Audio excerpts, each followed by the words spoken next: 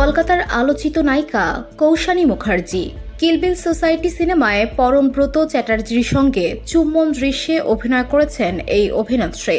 2012 সালে হেমলোক সোসাইটির আদলে এটি নির্মাণ করেছেন সৃজিত মুখার্জি। আগের ছবিতে নায়িকা ছিলেন কোয়েল মল্লিক। নতুন সিনেমায় পরমব্রতের সঙ্গে স্ক্রিন শেয়ার করে অভিজ্ঞতার কথা জানালেন কৌশানী। বলিউডের সিরিয়াল কিসার ইমরান হাশমির সঙ্গে তুলনা করলেন পরমকে। নায়িকাকে গল্প বলার সময় চুম্বন দৃশ্যে সমস্যা আছে কিনা জানতে চেয়েছিলেন সৃজিত। তখন কৌশানী বলেছিলেন সমস্যা আছে, তবে চিত্রনাট্যের জন্য জরুরি ছিল এই চুম্বন দৃশ্য। গল্প শোনার পর আর না করতে পারেননি কৌশানী। প্রেমিক বনি সেনগুপ্তের সঙ্গেও কখনো চুম্বন দৃশ্যে দেখা যায়নি কৌশানীকে। চুম্বন দৃশ্য নিয়ে নায়িকা বলেন, এখন এটা অনায়াসে বলতে পারি আমার অভিনীত সেরা চরিত্র এটি। বসুন্ধরা, উত্তরা, বনশ্রী, কুড়িল ও বাড্ডা সহ রাজধানীর বিভিন্ন স্থানে অভিজাত ও অত্যাধুনিক মানের ফ্ল্যাট কেনার এক নির্ভরযোগ্য প্রতিষ্ঠান pleasant properties limited.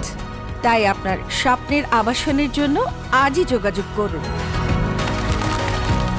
Pleasant properties limited, where destiny matches eventually।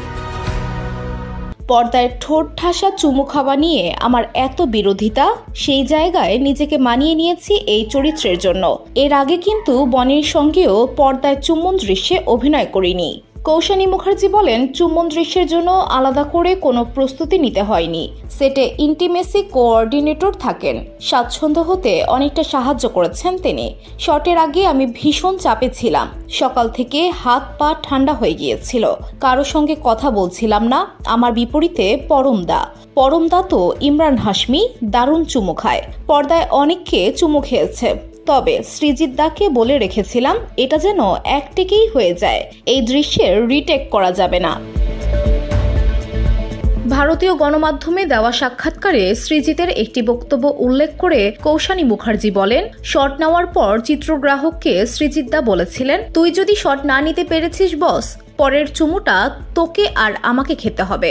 Koushani বলে দিয়েছে আর চুমু খাবে না। পরে এসব কথা শুনে আমাদের কি হাসি। পরমদাও খুব ভালোভাবে সবটা সামলেছে। VOD Bangla news desk.